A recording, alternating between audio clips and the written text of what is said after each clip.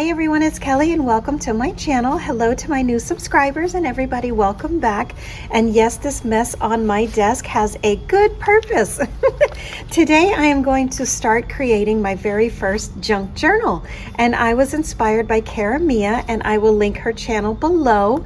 And she makes the loveliest junk journals, and I watched her channel and I was like, I would love to give that a try. And I wanted to get all of the coffee themed items that I had on my desk, on my counter, in my car, around my coffee and create a coffee themed junk journal. And all of this literally would have ended up in the trash.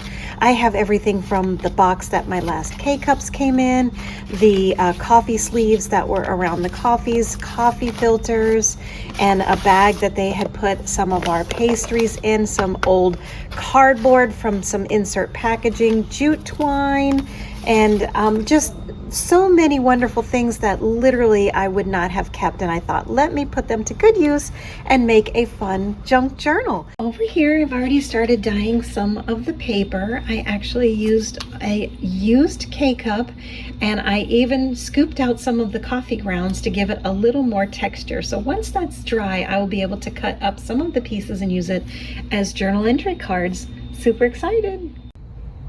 This turned out really cute so far, and I love the fact that so far everything is just, simply recycled, and it's going to be a fun little journal. For the inside, I'm going to put some old recipe cards, and I thought the fact that this had coffee and this one had mocha would be a fun little twist to the coffee theme.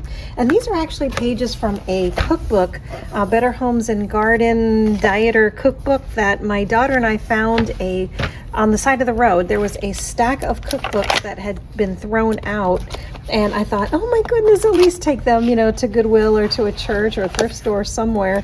And it was just about ready to rain, so we grabbed a couple of them and ran home.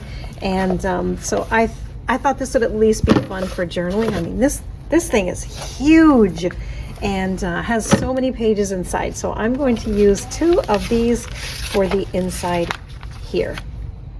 The inside will go something like this. Now I do have to go back and look at Cara's video to see if before these are glued down, do we put the spine, or at what point does the jute twine go in the spine? So I'm going to check that out, and then I will be back to work on a little bit more of this.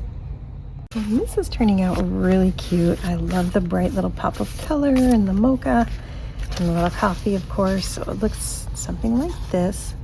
This is coming together quite nicely, and now I'm going to work on the binding. And I believe, if I remember correctly, she said she had used baker's twine 5 times the length of the book. So basically something like this, and then 1, 2, 3. So I'm going to start measuring it out and start right around here, and then tie it on the other side. And at least this will get started on where I'll be able to add my pages. So something like that. Then you bring it up. And her instructions are absolutely amazing. So thank you for that, Cara. I am a visual learner, so I actually need to see it in order for it to make sense for me. I'm supposed to make this a little bit tighter, but I don't want to rip the paper. Something like that.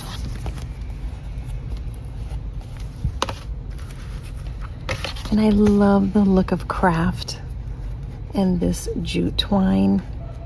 And a couple of Christmases ago, I actually had a theme where everyone was given the instructions to wrap everything in brown paper, parcel paper, and use this twine. And it was an old-fashioned Christmas, almost like what you'd see back in the old Wild West, where everything was wrapped in brown paper bags before they had Christmas paper and all the fun holiday papers.